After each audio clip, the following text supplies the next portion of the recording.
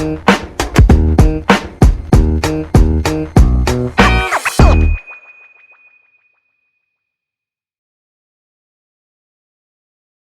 आपण आज प्रेक्षकांना जाणून घ्यायचं असेल की जमिनीबद्दल त्यांच्या मनात जर काही शंका असतील घेण्याविषयी, तर त्याचे उत्तर आज आपल्याला देणार आहेत रोहित गायकवाड सर, रिअल इस्टेटचे कोच, ऑथर आणि पुण्यात अनेक कंपन्यांबरोबर काम केलं आहे त्यांनी. तर सर, आपण सुरू करायचं. हो, नक्कीच. पुण्याच्या पूर्व आणि पश्चिम भागात गुंतवणुकीच्या दृष्टीने कोणता भाग जास्त फायदेशीर आहे आणि का? मी माझ्या मागच्या पॉडकास्टमध्ये पण सांगितलं होतं, की शहर हे नेहमी 2 साइडनं वाढतंय. तर आत्ता आपण पुणे वेस्टचा विस्तार बघितला तर बाणेर बऱ्याच लोकांना अंदाज असेल म्हणून आपण काही उदाहरणं घेऊया. म्हणजे मी काही लोकेशन्सची नावं घेईल जेणेकरून त्यांना समजेल, की आपण काय बोलतोय. तर बाणेर 2013 साली मी ज्यावेळेस बँक मॅनेजर होतो, त्यावेळेस साधारण मोहननगर सोसायटी मी ₹1700 किंवा ₹1200, ₹1800 पर स्क्वेअर फीट या रेटने विकली. म्हणजेच आपण सोप्या भाषेत समजूया 12 ते 18 लाख रुपये गुंठा होता भाव. आता तिथे साधारण 15,000 ते 25,000 चा रेंज चालू आहे. म्हणजेच काय 1.5 कोटी ते 2.5 कोटी. याचाच अर्थ लोकांनी समजून घ्यावा, की बाणेरमध्ये जर 1 एकर विकत घ्यायची असेल, जो व्यक्ती पुणेकर आहे किंवा पुण्याच्या बाहेरून हा एपिसोड बघत असेल, तर तिथं त्याची किंमत आहे 60 ते 100 कोटी. आणि ही परिस्थिती कधीतरी मुंबईची होती. म्हणजे मराठी माणूस आपण नाहीये म्हणतोय मुंबईमध्ये किंवा हे, तर त्याचं एकच रिझन आहे, की त्यांच्याकडे जमिनी नाहीये. ते दुसऱ्यांना विकून स्थलांतरित झाले किंवा दुसऱ्या लोकेशन्समध्ये गेले आणि तो आज ना उद्या पुण्याला भेडसावणारा प्रश्न आहे. मला असं वाटतं, की पुणे हे वेस्ट आणि ईस्ट दोन्ही साइडला वाढतंय. फक्त वेस्ट हे ऑर्गनाइज वे आहे. जसं म्हणू शकतो, की आपण बाणेर, बालेवाडी, मान, म्हाळुंगे ही टीपी सँक्शन जी स्कीम आहे, ही वेल डेव्हलप्ड आहे. म्हणजे तिथे रोड्स मोठे आहेत पिंपरी चिंचवडमध्ये, पाण्याची मुबलकता आहे किंवा गव्हर्नमेंटचं कंट्रोल आहे. तुम्हाला स्लम फार बघायला मिळणार नाही याच्यामध्ये. व्हाईस वर्सा ईस्टमध्ये खराडी, विमाननगर आपण हे लोकेशन बघतोय. पण हे अगदी रेल्वे स्टेशनपासून 10 किलोमीटर किंवा 15 किलोमीटरच्या रेडियसमध्ये. व्हाईस वर्सा जर आपण वाघोलीच्या पुढे गेलो तर पूर्ण अतिक्रमण आहे, म्हणजे इल्लीगल गुंठेवारी आहे. 40 बाय 40च्या होर्डिंग्ज लावून इल्लीगल प्लॉटिंग विकलं जातं. इथे ना रेरा अधिकारी कोणी ऍक्शन घेताना दिसतंय, कारण साठेलोटे असणारच आहे. आणि जी सामान्य जनता आहे त्यांचाही ॲटिट्यूड लीगल प्रोजेक्ट्सकडे नाहीये. ड्युरिंग मागच्या एका सर्व्हेमध्ये मी ज्यावेळेस याचा विचार करत होतो, की पुण्यामध्ये रेरा रजिस्टर्ड प्रोजेक्ट किती आहेत, त्याच्यामध्ये साधारण 300-350 प्रोजेक्टमध्ये 2 प्रोजेक्ट फक्त ईस्टमध्ये सापडले मला. रेरा रजिस्टर्ड म्हणजेच 100 पैकी 2 जर प्रोजेक्ट रेरा रजिस्टर्ड असतील तर 98 इल्लीगल आहे आणि तिथं कोण ना कोण घेत आहे. म्हणजेच काय आहे, तुम्ही रूल्स रेग्युलेशन धाब्यावर बसवून खरेदी करता आणि परत आपण बघितलं होतं मोशीमध्ये जे बंगले पाडले त्यांनी झोनिंग बायपास केलं होतं किंवा त्यांना माहित होतं. पण आज ना उद्या हे रेग्युलराइज होईल किंवा जे निवडून येणारे पॉलिटिशियन्स असतील ते आपल्या फेवरमध्ये निकाल देतील, या हेतूने त्यांनी खरेदी केलं. असं कुठेच शक्य नसतं, की बाबा त्यांना माहीत नव्हतं आणि तुम्ही 1 कोटीची वस्तू घेताय. म्हणजे तुम्ही 5-50 हजार रुपये खर्च करणार ना ॲडव्होकेटवर बरोबर. आणि त्यांनी तो दिला पण असेल. म्हणजेच काय आहे, तुम्हाला अलर्ट केलं होतं. फक्त तुम्ही रिस्क घेण्याची तुमची तयारी दाखवली आणि तुम्ही ते ट्रान्झॅक्शन केलं. आता बऱ्याच वेळेस काय होतं, की मी ज्यावेळेस ईस्टचा विचार करतो त्यावेळेस मग हडपसरचा काही भाग पण यामध्ये येतो.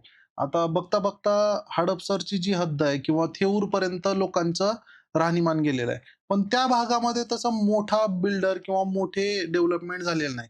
एमनोरा किंवा हे निअर बाय ईस्टमध्येच पकडूया, कल्याणीनगर किंवा कोरेगाव पार्कच्या एक 2-3 किलोमीटरच्या रेडियसमध्ये डेव्हलपमेंट आहे. जर आपण खरी डेव्हलपमेंट बघितलं तर ती सर्व बाजूने असली पाहिजे. म्हणजे फक्त एकच भाग विकसित होतोय आणि बाकीचे तसंच राहतोय स्लम एरिया, तर ते नसायला पाहिजे. तर माझं मत आहे, की जर तुम्ही पुण्यामध्ये जागा खरेदी करताय ओपन प्लॉट, तर कॉस्ट हा सेकंडरी झाला. तुम्हाला लीगॅलिटी चेक करणं ही पहिली प्रायोरिटी असली पाहिजे. दुसरी गोष्ट, मग नॉर्थ आणि साऊथमध्ये काय होतंय, तर तिथं पण डेव्हलपमेंट आहे. पण तिथं पेइंग कॅपॅसिटी कोणाची आहे? ही मजदूर आहे. म्हणजे काय, आपण एम-आय-डी-सी एरिया बघितला, चाकण असेल, भोसरी असेल, तर तिथं पेइंग कॅपॅसिटी किती आहे? फार-फार तर घरं घेणाऱ्यांची लोकांची अवस्था अशी आहे, की 1 बीएचके 20, 25, 30 लाखामध्ये आला पाहिजे आणि 2 बीएचके 50 लाखाच्या. त्याच्या पलीकडे नाही. पण व्हाईस वर्सा जर आपण हे वेस्ट पुणेमध्ये बाणेरला बघितलं, तर अगदी 10 कोटीची पण फ्लॅट सहज विकली गेलेली आहेत. बरोबर. म्हणजेच काय, आयटी क्राऊड जिथं बसलेला आहे, याचा अर्थ फक्त आयटी वालेच विकत घेतात का? नाही. त्याच्यामुळे एक इकोसिस्टम डेव्हलप होते, जेणेकरून तिथली बाजार व्यवस्था, कारण तुमच्याकडे जर पैसे खर्चायची तयारी असेल तर तशा सुविधा देणारे ब्रँड्स पण त्या भागात येतात. बरोबर. किंवा त्या पद्धतीची लोकं आजूबाजूला असतात. म्हणजे असं होऊ शकत नाही, की एका गरीब चाळीमध्ये गेला आणि तुम्ही Mercedesमध्ये येताय किंवा रोल्स रॉयसमध्ये कोणी येतंय. नाही. तिथे त्यांच्याकडे अल्टो किंवा नॅनो या प्रकारचंच व्हेइकल बघायला मिळेल. म्हणजेच काय, तुमचं सराउंडिंग त्या पद्धतीला अट्रॅक्ट करत असतं. त्या पद्धतीने मला वाटतं, की शहराची जी ग्रोथ आहे, ही ईस्ट आणि वेस्टमध्ये आपल्याला बघायला मिळते आणि त्यातल्या त्यात जर तुम्हाला पुढे जायचं असेल, तर गहुंजे, सांगवडे हा जो भाग आहे, आत्ताही तिथं 1700, 1800, ₹2000 पर स्क्वेअर फीट लोकांना खूप महाग वाटतं. 80 लाख रुपये एकर किंवा ₹1,00,00,000 एकर कच्ची जमीन, ज्याला जायला रस्ता नाही किंवा अजून गव्हर्नमेंटने तो बनवलेला नाही, कागदावर आहे. पण हीच डेअरिंग कोणीतरी 10 वर्षाखाली केली होती, जेणेकरून आज त्यांचे पैसे म्हणजे 10 टाइम्स 20 टाइम्स झाले असं आपण म्हणू शकतो. गेल्या 10 वर्षात पुण्याच्या डेमोग्राफीमध्ये कसा बदल झाला आहे आणि आपण जमिनीच्या दरांवर त्याचा काय परिणाम झाला? ज्यावेळेस मी बँक मॅनेजर होतो, त्यावेळेस मी पुणे आणि पिंपरी चिंचवड या दोन्ही लोकेशन्सवर काम केलेलं आहे आणि तिथे एपीएफ डिपार्टमेंट हँडल करायचो. त्यावेळेस मी बघितलेलं आहे, की उंदरी पिसोळी हा भाग जो होता तो डोंगराळ होता. तिथं कोणी यायला सुद्धा धजत नव्हतं म्हणजे बरोबर. रात्री. आणि किंवा व्हाईस वर्सा आपण बघूया कोंढवा भागामध्ये किंवा कात्रज भागामध्ये. तिथून लोकं जनरली नियर बाय जी लोकं राहत होती ती त्या भागांमध्ये येणं-जाणं असणारी अशी होती. आता काय झालेलं आहे, की जर तुम्ही डेमोग्राफिक बघितलं तर स्कूल कॉलेजेस आहेत पुण्यामध्ये. म्हणजे प्रत्येक ठिकाणी 2-4 म्हणजे जर आपण कॅप राउंडचा विचार केला तर साधारण 250 इंजिनिअरिंग आणि एमबीए कॉलेजेस आहेत पुण्यामध्ये आणि प्रत्येक वर्षी बॅचेस भरतात.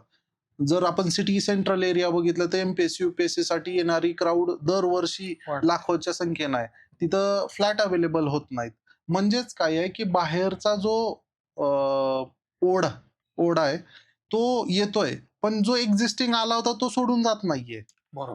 त्यामुळे ती ग्रोथ वाढते आणि माझ्या अंदाजे पुणे शहर हे दरवर्षी साधारण 5 किलोमीटर रेडियसनं वाढतंय. याचा अर्थ काय? तर ती एका दिशेने ग्रोथ नाही होत. 5 किलोमीटर आता नाही, आपण मंतरवाडीपर्यंत जर विचार केला बायपासचा, तर तिथून पुढे वडकीपर्यंत वाढलं असं नाही होत. हे ओव्हरऑल काय आहे, की ती इर्रेग्युलर शिपमध्ये डेव्हलपमेंट होते. बरोबर. आजूबाजूला ज्या फॅसिलिटी आहे त्याप्रमाणे लोकं तिथं इल्लीगल असेल, गुंठेवारी असेल, कशीही घरं बांधतायत आणि ती तिथं स्थायिक होण्याचा प्रयत्न करतायत.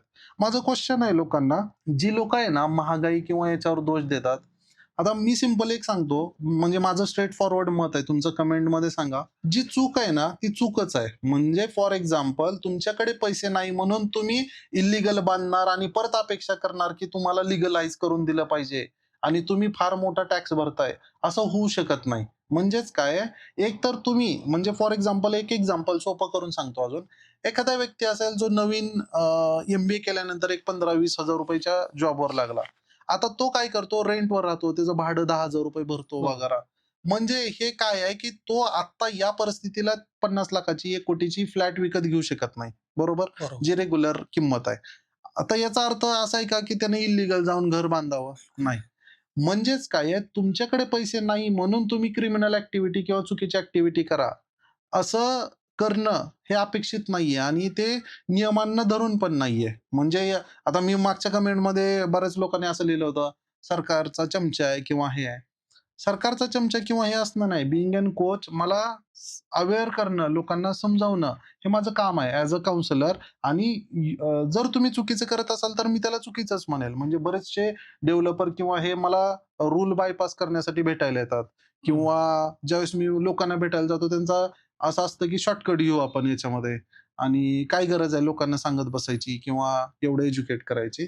मोठामोठी काय आहे की 10 मध्ये 1 जण जरी त्यामध्ये प्रामाणिक असेल आणि तो बुडणार असेल, तर त्याला आपण कुठेतरी आपल्या माध्यमातून, प्लॅटफॉर्मच्या माध्यमातून समजावणं, सांगणं गरजेचं आहे. परत येऊ या मुद्द्याकडे. जॉब आय-टीमध्ये आहेत. डेमोग्राफिक बघितलं, बरेचसे लोकं आहेत ती एज्युकेशनमुळं पण इथं म्हणजे फॉर एक्झाम्पल जी लोकं एम-बी-ए करायला आली, इंजिनिअरिंग केली, ती सोडून फार क्वचित लोकं आहे म्हणजे 5 ते 10% रेशो असेल, जी पुणे सोडून दुसरीकडे बाहेर. जातात. ती तिथं सेटल होतात. म्हणजेच काय आहे, की तुम्ही कुठल्याही निमित्ताने एंट्री करताय, पण एक्झिट होत नाहीये, बाहेर जात नाहीये. हे बाकीच्या शहरांमध्ये नाहीये. म्हणजे महाराष्ट्राचा व्यक्ती जर बंगलोरला गेला तर सेटलमेंटचा रेशो हा उलटा असेल, रिव्हर्स असेल, की 100 पैकी 10 लोकं तिथे सेटल होत आहेत आणि 90% परत येतात. परत येत आहेत. हां, म्हणजेच हा जो रेशो आहे, हा सगळ्यांच्या दृष्टीनं रिअल इस्टेटला पुश करणारा आहे आणि त्यामुळे जो पुण्याचा रेडियस आहे ते अंदाजे 5 ते 10 किलोमीटरला वाढतंय, असं माझं तरी प्रामाणिक मत आहे. पण त्या तुलनेनं इन्फ्रा वाढत नाहीये. म्हणजे आता उंदरी पिसोळी हे 2016ला कॉर्पोरेशनमध्ये गेलं.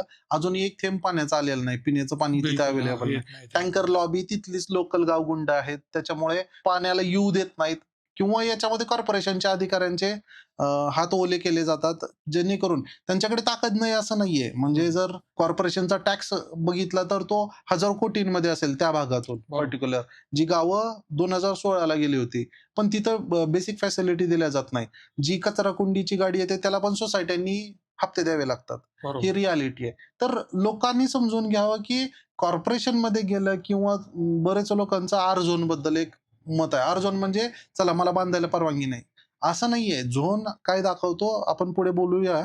पण मी इन शॉर्ट सांगू शकतो, की बाबा तुम्ही कुठल्याही पद्धतीने जर विस्तार बघितला, इन शॉर्ट हा क्वेश्चन पुण्याची होणारी डेव्हलपमेंट याच्याबद्दल होता. तर विस्तार बघितला तर तुम्ही व्यवस्थित आणि वाईज डिसिजन घेणं गरजेचं आहे, असं मला तरी वाटतं. चला आता पुढचा प्रश्न बघू आपण.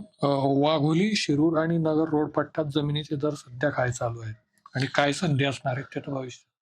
बघा, एक ग्रीनफील्ड एक्सप्रेसवे म्हणून एक हायवे जातोय, जो भोरकडून सोलापूर हायवे मार्गे थेऊर किंवा वाडेबोलाई, वाघोली करत अहिल्यानगर मार्गे छत्रपती संभाजीनगरला जातोय. आता हा एक फ्युचरमध्ये असलेला पॉसिबिलिटी आहे, की तिथं खूप जास्त ग्रोथ होईल, डेव्हलपमेंट होईल. त्यासोबतच हे जी तुम्ही नावं सांगितली, शिरूर असेल किंवा वाडेबोलाई किंवा वाघोली असेल, इथं ऑलरेडी रिंग रोडचं काम जवळपास फायनल स्टेजला आहे. तर याच्यामुळे खूप जास्त डेव्हलपमेंट आहे. मी मगाशी जसा उल्लेख केला होता, की या भागाला एक श्राप आहे, असं समजू, ट्रॅफिकचा. हो. हां, तर तुम्ही ज्यावेळेस येरवडा किंवा काय म्हणता येईल आपल्याला खराडी बायपासचा चौक ओलांडता, तिथून पुढे कशाचीच गॅरंटी नाही. म्हणजे जर किलोमीटर 1 असेल तरी तुम्हाला 2 तास लागू शकतात आणि तुम्ही जर रिकामा असेल तर कदाचित 20 मिनिटात 50 किलोमीटर किंवा 30 किलोमीटर पलीकडे गेलेला असू शकता. पण हे कंट्रोल करणं शक्य नाहीये. कारण तुम्हाला जरी कुठलाही पर्यायी व्यवस्था द्यायची असेल, तर एक्झिस्टिंग रोड थांबवावे लागतील आणि बरोबर. तेवढी स्ट्रेंथ तिथे नाहीये. म्हणजे तिथं स्कोप पण दिसत नाही आणि तिथली लोकं तशी सहकार्य करतील असंही अपेक्षित नाही. कारण काय होतंय, की तो जो डेन्सिटी आहे, ती खूप जास्त आहे. हं. म्हणजे तिथं जागा शिल्लक नाहीये, की जेणेकरून तुम्ही स्थलांतरित करू शकाल किंवा वे काढू शकाल, जे दुसऱ्या भागांमध्ये सहज शक्य आहे. पण त्या भागामध्ये मी बघितलं, आता माझं वैयक्तिक कोणासोबत वैर नाहीये, पण बऱ्याच होर्डिंग्ज तुम्हाला दिसतील. तुम्ही अगदी जो जुना वाघोलीचा टोल नाका होता, जकात नाका होता, तिथून क्रॉस करताना तुम्हाला 100 होर्डिंग्ज दिसतील आणि बरोबर. त्यात 1 किंवा 2 होर्डिंगवर रेरा नंबर असेल, बाकीचे इल्लीगल असतील. बरं एवढी डेअरिंग कशी काय होते या डेव्हलपरची? जी लोकं इल्लीगली सरळ मोठ्या बॅनरवर, मग हे साध्या कस्टमरला दिसू शकतं. त्याच्यावर एकरांमधले प्रोजेक्ट सोल्ड होतात. म्हणजे 30 एकर, 50 हो. एकर, 100 एकर 6 महिने सेल आउट होतात आणि गव्हर्नमेंट अधिकाऱ्याला याची चुणूक लागत नाही. हे शक्य आहे का? तर नाही. माझे काही आरोप नाहीयेत, की बाबा हे प्रत्येक ठिकाणी होत असेल. वाघोलीतच होतंय असं काही गरजेचं नाहीये. अख्ख्या महाराष्ट्रात होत असेल. पण माझा जेवढा सर्व्हे किंवा माझं जेवढं ऑब्झर्वेशन आहे, ते या भागांमध्ये फार जास्त इल्लीगल ॲक्टिव्हिटी चालते. तुम्हाला 1000 स्क्वेअर फीट किंवा 1 गुंठ्याचा प्लॉट म्हणून लोडिंग म्हणून परत 800चाच ताबा दिला जातो. बरोबर. सेल डीड केली जाते, ज्याच्यामध्ये तुमचं ओनरशिप मिळतच नाही. इतर अधिकारात तुमची नावं लावली जातात. मध्ये-मध्ये अग्रीमेंट बंद झाले तर डी केलं बऱ्याच लोकांनी आणि एम-ओ-यूला काही किंमत नाहीये. म्हणजे तसं बघायला गेलं तर ते तुमचं जोपर्यंत सातबाराला नाव लागत नाही किंवा तुमच्या नावाने इंडेक्स 2 होत नाही, तोपर्यंत लीगली तुम्ही ओनर नाही. बरं हे सगळं एवढं खटाटोप कशासाठी आहे? तर लोकांना असं वाटतं, की मी 1 गुंठा घेतलं, की मी घर बांधू शकतो. असा कायदा नाही. पहिली गोष्ट, लोकांना शेतजमीन अधिनियम 1963 रेफर करणं गरजेचं आहे, जेणेकरून की ॲग्रीकल्चर लँड मी जर विकत घेतोय, तर मी शेतकरी असणं बंधनकारक आहे, पहिली गोष्ट महाराष्ट्रामध्ये. दुसरी गोष्ट, पण ते होताना दिसत नाही. आपण बघितलं की यूपी, बिहार किंवा नॉन महाराष्ट्रीयन लोकं सगळ्यात जास्त इथं गुंतवणूक करतात. बरोबर. जे मजूर आहेत, रांजणगाव एमआयडी असेल, सणसवाडी असेल किंवा तुमचं या भागातला पट्टा असेल, सगळे बाहेरून आलेली जी मजूर आहे ते 1-2 गुंठेच्या याच्यावर नावं दिसतात. हे आली कुठून आणि यांना अलाउड कसं केलं? तर बरेचसे असे क्वेश्चन्स आहेत ज्याची उत्तरं शोधण्याचा आम्ही प्रयत्न केला, पण अ, असं म्हणतात ना, की बाबा तुम्ही एक लूपहोल थांबवू शकता. जर 1000 लूपहोल असतील सिस्टममध्ये तर ते थांबवणं नाही, अशक्य अशक्य आहे. आहे. तर त्या पद्धतीने माझं म्हणणं आहे, की हा जो बेल्ट आहे, हा हाय डेन्सिटी आहे ऑलरेडी आणि इथं ट्रॅफिकची समस्या, पिण्याच्या पाण्याची टँकर लॉबी इथेही ॲक्टिव्हेट आहे. तुम्हाला पाणी अजून मिळालेलं नाहीये. दुसरी गोष्ट, खराडीचा आयटी पार्क सोडला, झेन्सार आयटी पार्क असेल किंवा युआन आयटी पार्क सोडला, तर त्या भागामध्ये तसं फार काही अट्रॅक्टिव्ह किंवा हां, बरोबर. फ्युचर स्कोप असं दिसेल असं मला काही वाटत नाही, जे मला वेस्ट पुण्यामध्ये जाणवतं. आता एक झाला अजून हायवेला. काही मोठा नाहीये पण असं पण हा, झाला तो आहे. अमरचा आयटी पार्क आहे, पण तो इंडिव्हिज्युअल स्टँड अलोन बिल्डिंग आहे. तर एक हिंजेवाडी आणि बालेवाडी भागातली काय म्हणते परिस्थिती? तिथंही सॅच्युरेशन झालंय का? Wait. If you are investor or industrialist looking for clear title agriculture or industrial plot across Pune, Mumbai and Konkan region, then do contact us for verified legally clear land parcels. हमेशा याद रखिए, land is limited. अगर आपने नहीं खरीदा तो वो किसी और की अमानत होगी. अगर आपको अपनी लैंड बेचनी है या खरीदनी है तो डिस्क्रिप्शन बॉक्स एंड कमेंट में लिंक दी है, उस पर क्लिक कीजिए, फॉर्म सबमिट कीजिए, हमारी टीम आपको कॉन्टैक्ट करेगी. Thank you. आता काय झालंय की बऱ्याच लोकांचं कल कसं आहे की हिंजवडी एक मागे ट्रान्झॅक्शन झालं होतं. मायक्रोसॉफ्टने एक जागा घेतली होती. त्यावेळेस त्याचा बॉटम जो रेट होता तो 6,500 पावणे 7,000 रुपये पर स्क्वेअर फीट, म्हणजे 60 लाख ते 70 लाख गुंठा. त्याच्यानंतर त्याच्या खाली होतील का? नाही. कारण सगळ्यांना माहिती की एवढ्याला तर यांनी जमीन विकत घेतलेली आहे. आजूबाजूचं जी डेव्हलपमेंट आहे तिथे ट्रॅफिक समस्या खूप जास्त आहे. आता फक्त एवढंच प्लस आहे की त्याला अल्टरनेटिव्ह खूप आहेत. म्हणजे हं. तुम्हाला जर हिंजवडीला जायचं असेल, तुम्हाला 4 दिशेनं जाता येतं वेगवेगळ्या. बरोबर. लॉक होता येत नाही. पण त्यातल्या त्यात ज्या आपण इतर गोष्टी बघितल्या की अवेलेबिलिटी ऑफ ओपन लँड्स ह्या खूप कमी आहेत आणि त्या खूप महाग आहेत. जर आपण फक्त फ्लॅट बद्दल बोलत असू तर कदाचित अजून जास्त स्कोप आहे. सॅच्युरेशन झालेलं नाहीये. कारण तुम्ही 2-5 किलोमीटर पुढे गेले तर तुम्हाला आरामात फ्लॅट्स वगैरे मिळू शकतात. पण कुठेतरी मला असं वाटतं की बाणेर, बालेवाडी, हिंजवडी हा जो क्राऊड आहे हा टुवर्ड्स मुंबई सरकतोय. म्हणजे किवळे, गहुंजे या भागांकडे मोठे मोठे बिल्डर नाही, म्हणजे गोदरेजचा पण स्कीम झालेला आहे किंवा इतर लोधाची तर ऑलरेडी आहे. पण त्या भागाकडे सरकतोय जेणेकरून तो पिंपरी चिंचवडला डिरेक्टली कनेक्टेड आहे. पीसीएमसी मध्ये येतं. बालेवाडी किंवा हे सगळं पीएमसी मध्ये येतं. हिंजवडी गेलेला आहे पण अजून तशा सुविधा पीसीएमसीने दिलेल्या नाही. बरं, मग गुंतवणुकीला अजून संधी आहेत. माझं म्हणणं, गुंतवणूक म्हणजे तुमच्या भाषेत काय व्याख्या आहे? कारण प्रत्येकाची ती व्याख्या बदलू शकते. गुंतवणूक म्हणजे ₹1 लावा आणि ₹1.10 घ्या, किंवा जी लोक शेअर मार्केटमध्ये त्यांच्या दृष्टीनं बाबा XYZ अमाउंट मिळाली पाहिजे, 15% वार्षिक अॅन्युअल रिटर्न्स किंवा कंपाऊंडिंग इंटरेस्ट मिळाला पाहिजे. आता हे जर तुम्ही लँडमध्ये बघाल तर कदाचित 10 वर्षात 1000% ग्रोथ दिलेली आहे बाणेर बालेवाडी या भागानं हो. किंवा वाकडनं. आता एवढं तर कुठला म्युच्युअल फंड आणि काहीच कोणच देऊ शकत नाही. पण हे सगळीकडे ऍप्लिकेबल आहे का? नाही. कारण तुम्ही जर तसं बघायला गेलात तर आजही इतर भागातील रेट स्टेबल आहेत. म्हणजे फार जास्त स्कोप पण नाही आणि फार जास्त डिमांड पण नाही. ते तसेच आहेत. एक्झाम्पल सांगायचं तर कोंडव्याच्या पुढं बोबदेव घाट आहे. तिथून पुढे जा तुम्ही, तशी काही ग्रोथच नाहीये. म्हणजे ज्या पद्धतीनं इतर डिरेक्शनला वाढलं शहर, त्या पद्धतीने तिथे नाही वाढलेलं. बरोबर. तुम्हाला अजून तशा मोकळ्या जागा दिसतील. लोकांनी रिसेल प्रॉपर्टी विकत घेतल्या, पण आपण म्हणू शकत नाही की फक्त कागदावर ओनर आहे म्हणजे तिथं ग्रोथ होतीये किंवा काय होतंय. तर माझं सोप्या भाषेत की बाबा तुम्ही वेस्ट पुण्यामध्ये आहात तर तुम्हाला ग्रोथ आहे. सॅच्युरेशन अजून आलेलं नाही, कारण अजूनही आपण आहे ना बजेट फ्रेंडली कॅटेगरीमध्ये आहे पुणे. जर पॅन इंडिया आपण विचार केला तर अजूनही आपल्याकडे 1 कोटीच्या आत 3 BHK मिळतात या भागामध्ये. हो, आहे. हा हिंजवडीला वाक्यात आहे आहे. आणि बऱ्यापैकी लोकांना ते परवडू शकतं. माझ्या मते सॅच्युरेशन आलेलं नाहीये, पण लँडमध्ये सॅच्युरेशन आहे. कारण मग तुमची बाईंग कॅपॅसिटी तेवढी पाहिजे. म्हणजे 100 कोटी रुपये एकर जर बिल्डर विकत घेत असेल तर तो काय रेटनं प्रोजेक्ट काढेल? कारण ही रॉ लँड आहे ना. समजा तुम्ही वैयक्तिक विचार नका करू, की माझ्यासाठी मी 100 कोटीची किंवा 60 कोटीची. चला ₹15,000 per square feet minimum rate चालू आहे आता बाणेरला. आणि तुम्ही 1 एकर विकत घेतलं. स्वतःचा घर तर नाही बांधू शकत. 60 कोटीचं फ्लॅट आणि 2 कोटीचं कन्स्ट्रक्शन. 60 कोटीची लँड आणि 2 कोटीचं कन्स्ट्रक्शन नाही. होऊ शकत नाही. मग समजा एखाद्या बिल्डरने घेतलं, तर बिल्डरला ते 60 कोटीची रॉ लँड आहे प्लस कन्स्ट्रक्शन कॉस्ट आहे. Construction. आणि तुमची त्या फ्लॅटची कॉस्ट विकल्यानंतर त्याला 2 पैसे सुटले पण पाहिजे. म्हणजे तिथं स्वस्त विकलं जाईल किंवा अफोर्डेबल प्रोजेक्ट निघेल, हा स्कोप संपतो. बरोबर. जिथं जो कच्चा माल आहे, लँड ही स्वस्त असते, तिथंच तुम्ही काहीतरी स्वस्त प्रोजेक्ट किंवा स्कीम आणू शकता. चरोलीचं काय म्हणणं आहे? चरोली सारख्या भागात आता जमिनीचे मोठे पार्सल आहेत तिथं उपलब्ध. तर भविष्यात काय तिथं टाउनशिप वगैरे? बघा, माझ्या अंदाजे आहे ना, चरोलीचा जो नक्षा आहे तो बदलला प्राईड वर्ल्ड सिटीमुळं. त्यांनी ज्या पद्धतीनं प्रोजेक्ट केला आणि तो तसा बघायला गेला तर 10-15 मिनिटाच्या अंतरावर आहे. जर आपण डिरेक्टली चरोलीवरून शिवाजीनगर यायचं ठरवलं तर 15 ते 20 मिनिटात माणूस सहज पोहोचतो. आता उरलेल्या जमिनींचं काय? तर खूप जास्त स्कोप आहे. पहिली गोष्ट, चरोली ही पिंपरी चिंचवड आणि पीएमसी आणि पीसीएमसीच्या हद्दीवर येते. याच्यामध्ये काय होतं फायदा, की तुम्हाला एफएसआय जास्त मिळतो. दुसरी गोष्ट, लँड पार्सल्स मोठे अवेलेबल आहे.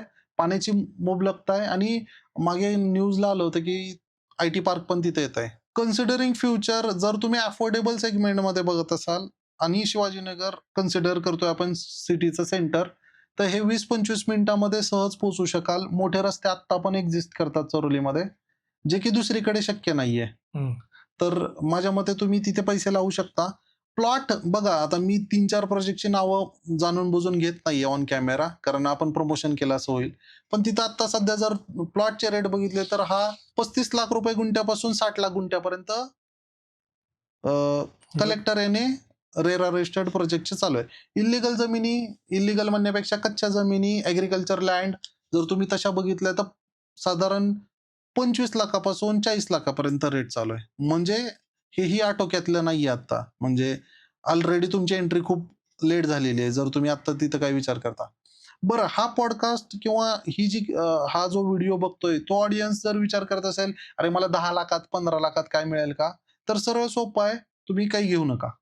ते पैसे तुम्ही सोनं किंवा चांदी याच्यामध्ये लावा. इल्लीगल एकतर 1 गुंठा घेणार, जे तुमच्या नावावर कधी होणार नाही आणि त्यात तुम्ही बांधकाम पण नाही करू शकत. झोनबद्दल तुम्हाला कळत नाही. शॉर्टकट घेण्याच्या नादात आपण काही चुका करतो. त्यापैकी ही एक कॉमन मिस्टेक मी ऑब्झर्व्ह केलेली आहे. माझ्या मते चरोलीचं फ्युचर ब्राईट आहे. फक्त पेशन्सचा गेम आहे. हं. तुम्ही असं म्हणू शकत नाही. आता फॉर एक्झाम्पल आज आपण रेकॉर्ड करतोय आणि जे शिल्पकार होते पुणे सिटीचे, पिंपरी चिंचवडचे, ते नाहीयेत आता. तर त्याप्रमाणे माझं मत आहे, की पॉलिटिकल अजेंडा आहे. फॉर एक्झाम्पल, खूप इन्व्हेस्टरनी डीपीच्या भरोश्यावर अमाप पैसा लावला होता आणि अचानक एक राजकारणी मोड घेतो आणि डीपी कॅन्सल होतो आणि ₹10 ची वस्तू ₹2 ला अवेलेबल होते. मग तो झालेला ह्यूज लॉस आहे. त्यामुळे राजकारण आणि रिअल इस्टेट पॅरलल चालतं. स्पेशली लँड, झोनिंग कायदे किंवा त्याच्यावर असलेली रूल्स, रेग्युलेशन, रिस्ट्रिक्शन. मी एका माझ्या वर्कशॉपमध्ये शिकवत होतो आणि 8 दिवसानंतर दुसरी बॅच होती. मागच्या बॅचला मी जे शिकवलं ते पुढच्या बॅचला शिकू शकलो नाही, कारण तोपर्यंत तुकडाबंदी लीगल केली होती. म्हणजेच काय आहे, की हा बदलणारा जो स्वभाव आहे किंवा लहरीपणा आहे, हा कुठेतरी एक काँक्रीट आणला पाहिजे. माझं सरळ सरकारला विनंती आहे, आव्हान आहे, लोकांवर डिपेंडन्सी नका ठेवू. लोकांना नाही कळत आहे तर तुम्हीच असे नियम बनवा, की तुम्ही लँड घेताना टायटल सर्च पण स्वतः गव्हर्नमेंटच देईल आणि गव्हर्नमेंटने दिलेल्या टायटल सर्चवर कोणी ऑब्जेक्शन घेऊ शकणार नाही. इव्हन कोर्ट पण, किंवा त्यावर कोर्टाची एनओसी पाहिजे. असे काहीतरी रूल्स रेग्युलेशन आणले तर कुठेतरी हे होऊ शकेल. अदरवाईज मग ताबा मारणारे किंवा कब्जा करणारी लोकं खूप आहेत मार्केटमध्ये. त्यामुळे चरोली हा चांगला ऑप्शन होऊ शकेल, पण काळजीपूर्वक खरेदी करा. आता आपण बघू मुंबईकडे. मुंबईत 3.0 आणि किंवा नाही ना, आपण जे म्हणतो, तर एअरपोर्टचा इम्पॅक्ट पश्चिम पुण्याच्या जमिनीवर कसा पडणार आहे? आता बघा काय होतं, की पुरंदर एअरपोर्ट बद्दल माझा आज पण क्वेश्चन मार्क आहे. म्हणजे मी वेगवेगळ्या भागांमध्ये लँड ॲक्विजिशन केलेलं आहे, पण पुरंदरच्या आजूबाजूला करत नाही, कारण मला आजही गॅरंटी नाहीये, की ते काय लेव्हलला जाईल. न्यूज आपण वाचत असतो. डीपी जो कॅन्सल झाला त्याच्याही न्यूज 4 वर्ष, 5 वर्ष चालल्या मार्केटमध्ये, की हे होतंय, पब्लिश झालं, आर्टिकल्स पब्लिश झाल्या, पब्लिक मीटिंग्स झाल्या, सगळं झालं. जी-आर आला, सगळं आलं आणि अचानक डीपी कॅन्सल झाला. ती पॉसिबिलिटी मला कुठेतरी नैनाच्या तुलनेत पुरंदर हा सेकंडरी ऑप्शन पकडेल मी. नैना काय आहे, हा रायगड जिल्ह्यामधला बराचसा भाग आहे, जो पुण्याला डायरेक्टली कनेक्टेड आहे. म्हणजे पुणे संपलं की लगेच तुम्हाला हे ऑप्शन्स मिळतात. फॉर एक्झाम्पल बाणेर, बालेवाडी किंवा वाकडचा जर व्यक्ती आहे, त्याला जर पुरंदर एअरपोर्टला यायचंय तर ट्रॅफिक आणि करंट इन्फ्रा बघता त्याला कदाचित 1.5-2 तास लागेल. हं. आणि त्याच व्यक्तीला जर नैनाला पोहोचायचं तो 1 तासात पोहोचू शकेल. आता मिसिंग लिंक जी होती, तो अंडरग्राउंड जो बोगदा होता, तो पण त्याचा पण इनॉग्रेशन तो शेवटच्या टप्प्यामध्ये आहे. त्याच्यामुळे अजून 40 मिनिटाचा टाईम कमी होणार आहे पोहोचायला. तर मोर ऑर लेस 1 तासाच्या आत ते ह्यूज इंटरनॅशनल एअरपोर्ट आहे. म्हणजेच काय, एक्झिस्टिंग एअरपोर्टपेक्षा 3 टाइम्स जास्त फ्लाइट्स तिथं पॉसिबिलिटी आहे. म्हणजे तुम्हाला वेगवेगळ्या देशांमध्ये इथून डायरेक्टली जाता येतं. पुरंदरचं आवारा किंवा पसारा लक्षात घेता तिथून त्या पॉसिबिलिटी जातात. दुसरी गोष्ट, जाताना येताना तुम्हाला पुरंदर एअरपोर्ट खूप छान बनेल समजा. पण येणारा जाणारा जो क्राऊड आहे, ती ट्रॅफिक किंवा त्याला पॅरलल अल्टरनेटिव्ह व्यवस्था सध्या तरी उपलब्ध नाही. बरं, अजूनही ॲक्विजिशनवरच बोलतोय आपण 8-10 वर्ष झालं आणि वाईस वर्सा नाईनामध्ये ते फ्लाइट टेस्टिंग पण झालं. मोदींनी येऊन उद्घाटन केलं आणि ते लोकांसाठी खुलं पण करतायत.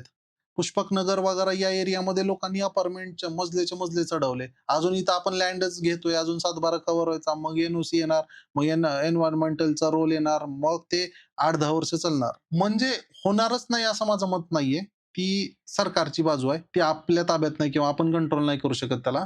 पण नैना हे वेल सेटल्ड असेल ज्यावेळेस पुरंदर ॲक्टिव्ह होईल हं. आणि सुरुवात होईल पुरंदरची, त्यावेळेस नैना हा वेल एक्सेप्टेड ऑप्शन असेल. सेटल झालेला असेल सेटल झालेला असेल आणि लोकांना तो प्रिफरन्स योग्य वाटेल रादर दॅन पुरंदर. पण पुरंदरच्या एअरपोर्टच्या अगोदर अफवा होत्या की चाकणमध्ये होणार. मग हं. तिथून त्यांनी ते हलवलं. म्हणजेच काय आहे, यामध्ये बरेचसे ब्युरोक्रॅट्स आणि पॉलिटिशियन्सचा प्लॅन असू शकतो की बाबा जमिनीची किमती वाढवा, ₹1 वस्तू ₹10 विका. कारण एंड युजर येणार, तिथे इन्व्हेस्टर येणार. हं. जे छोटे-छोटे इन्व्हेस्टर येणार, मोठा इन्व्हेस्टर नाहीये. लक्षात घ्या, कुठलाही गेम बघायचा असेल ना तुम्हाला, तिथं कुठला प्लेयर आलाय याच्यावर तुम्ही समजू शकता. फॉर एक्झाम्पल, जर एखादी नैना असेल, तर त्याच्या आजूबाजूला बघा तुम्ही 100 इंटरनॅशनल ब्रँडनी, म्हणजे मॅन्युफॅक्चरिंग कंपन्या असतील किंवा मोठ्या ऑर्गनायझेशन असतील, त्यांची इन्व्हेस्टमेंट आहे. डाटा सेंटर असेल किंवा याच्यासाठी असेल. तर ते फेल होण्याचे चान्सेस खूप कमी असतात, कारण तेवढं प्रेशर असतं बरोबर. सरकारवर. इकडे तसा मोठा ब्रँड कोण मला ऐकायला किंवा बघायला मिळत नाही. इंडिव्हिज्युअल नावावर असतील किंवा खूप साऱ्या गोष्टी अंडर टेबल चालतात. पण आत्ता तरी तसं सरकारवर प्रेशर येईल आणि हे होणारच नाही किंवा ही परिस्थिती बदलू शकेल, असं वजन टाकणारं कोणी दिसत नाही. पण मोठामोठी नैना हे वेस्ट पुण्याला कनेक्ट करेल डायरेक्ट मुंबईसोबत. मुंबई हं. 3.0 हा ब्रिज असेल पुणे आणि मुंबईच्या मध्ये आणि तो वेल प्लॅन्ड असेल. म्हणजे तिथे ऑलरेडी रस्ते मोठे आहेत, ट्रॅफिक किंवा इतर ज्या पब्लिक युटिलिटीज असतील, सर्व्हिसेस असतील, त्या वेल प्लॅन्ड आणि वेल डेव्हलप्ड असतील कंपेअर्ड टू पुरंदर. तर मला वाटतं की नैना किंवा या भागामध्ये आता नैनाबद्दल बोलायचं असेल तर TPS 1 टू TPS 12 पर्यंत आत्ताचा सध्या प्लॅन चालू आहे. TPS म्हणजे काय? Town planning scheme. फेज 1, 2, 3, 4, 5 अशा प्रत्येक फेजवर काही गावं आहेत. हं. आता सध्या फेज 2 वर शिक्का पडलाय फक्त. म्हणजे फेज 3 वर शिक्का पडल्यावर मग तिथलं डेव्हलपमेंट होणार, मग फेज 4 होणार, मग फेज 12. पण फेज 12 वर आता ₹2,000 रेट चालू आहे. म्हणजे जे 8-10 वर्षानंतर डेव्हलप होणार आहे, तिथं आता तुम्हाला ₹20,00,000 गुंठा चालू आहे. मी अनऑफिशियली एका अधिकाऱ्याला भेटलो, जे सिडकोमध्ये होते. त्यांनी मला सांगितलं, एक गोल्फ कोर्स आहे नैनामध्ये किंवा मुंबई 3.0 मध्ये ₹7 कोटी गुंठा याप्रमाणे एक ऑक्शन झालंय आणि याची माहिती सिडकोच्या ऑफिशियल वेबसाईटवर पण आहे आणि याला पण न्यूजपेपरमध्ये पण आहे. त्यामुळे माझ्या दृष्टीने ना, आता being an founder of clear title plots, मी ज्यावेळेस एक्सप्लोर करतोय ऑप्शन नैनामध्ये मला काही माल मिळेल का, मी नवीन प्रोजेक्ट आणू शकतो का, तर 100 पैकी 99 हे चीटिंग आहे. हं. लूप होल्स आहेत. लोक कशाच्या नावाखाली काही विकतात. बरेचसे इन्फ्लुएन्सर रीलवाले मी बघितलं. पूर्वी ते फ्लॅट विकायचे याच्या बाजूला, त्याच्या बाजूला, मग ते नैनामध्ये विकायला लागले. ज्या गावांमधली जमीन ते नैना किंवा मुंबई 3.0 म्हणून विकतात ना, ती गावच नाहीयेत सरकारी रेकॉर्ड प्रमाणे नैनामध्ये किंवा मुंबई 3.0 मध्ये. तर ही सरळ-सरळ फसवणूक आहे. इन्फ्लुएन्सरपेक्षा एखाद्या वेल रिनाउंड ॲडव्होकेटला तुम्ही कॉन्टॅक्ट करा किंवा त्या भागात जे काही अधिकारी असतील त्यांना माहितीचा अधिकार वापरा, की बाबा मी XYZ गावात घेतोय, हे गाव मुंबई 3.0 मध्ये आहे का? ₹5-10 किंवा ₹100 तुमचे जातील. पण ती व्हेरीफाय करून मग माहिती जमीन मिळेल. परचेस करा.